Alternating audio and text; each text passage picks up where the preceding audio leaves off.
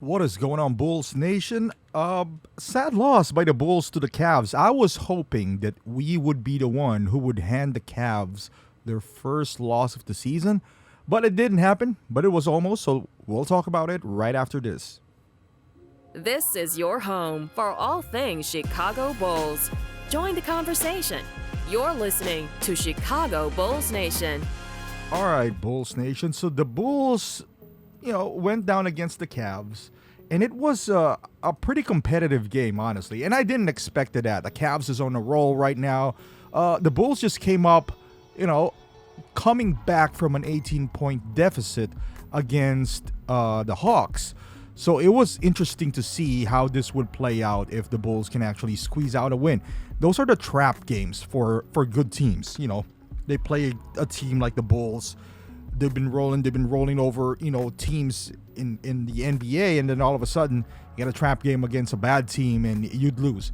And that almost happened. Almost. But of course, Donovan Mitchell, as he always does, came up big against the Bulls. Pretty much all season long he's been playing in this high level. But again, what haunted the Bulls was their turnovers. Bulls had 20 turnovers. Kobe White leading the way with 5 and Josh Giddey with 4. The Bulls are an explosive team on offense when they could be.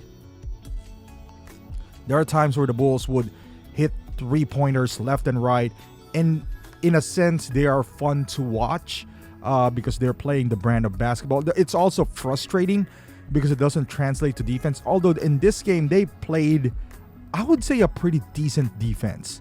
Considering that they have two bigs, the Bulls that, the Bulls doesn't really know how to defend bigs because they don't defend at all or rebound. But in this game, I'm pretty impressed on the rebounding because they weren't out-rebounded. They actually out-rebounded the Cleveland Cavaliers in this game. And you would think that the Bulls, being up 51-43 on rebounding, they would win the game.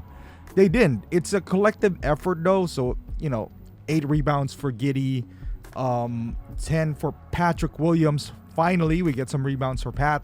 Pat played a pretty good game here. 13 points. He's -5 though. 10, like I said, 10 rebounds, 3 out of 7 from the 3-point line. That's a pretty good stat line. But the star of the game for me was Zach LaVine. Outside of Donovan Mitchell, of course, Zach LaVine played a pretty good game.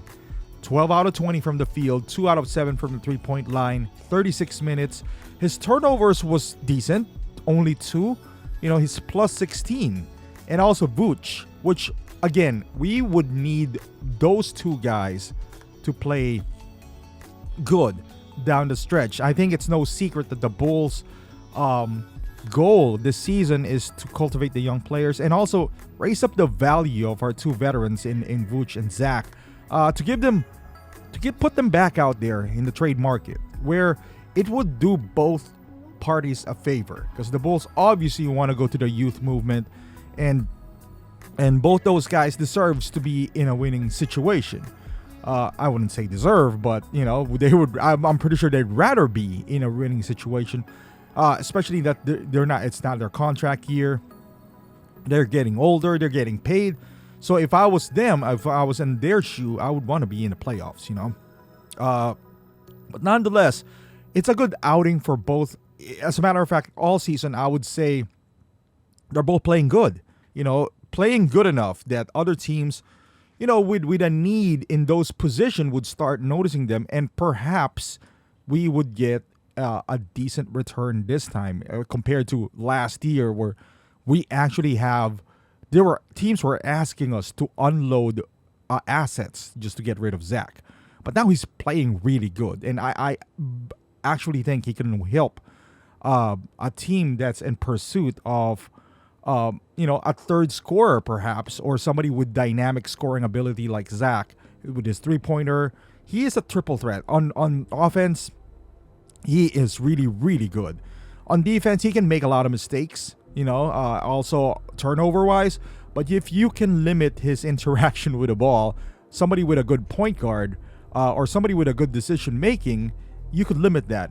What I'm a little bit of, again, I said this before and I said it again, I'm a little, I wouldn't say upset, but Josh Giddey is not playing like the high caliber smart player that I thought he was going to be. Like, I expected lapses on defense, but I wasn't expecting the 4 turnovers, the 5 turnovers, the amount of turnovers. Is it because of the people that he's playing with? Perhaps, I'm not going to blame it all on him, but I've seen some horrendous passes from him. Poor defense, I expected that, like I said, but not the floor general that I thought he would be at this point. Like, I would want him to be, again, have a good stat line. Maybe the Bulls lost, but minimize those turnovers. He can't be having, for a point guard who dominates the ball in his hand, good field goal percentage, good 3-pointer, but the 4 turnovers, I would love to see that minimized. And also, Matas should be playing more than 4 minutes. But yeah, lost to the Cavs. We're going to play New York next. Probably going to lose that too. But I would love to see more of this group. But thank you for watching. Hopefully you subscribe to the channel if you're a Bulls fan. And I will see you guys in the next video.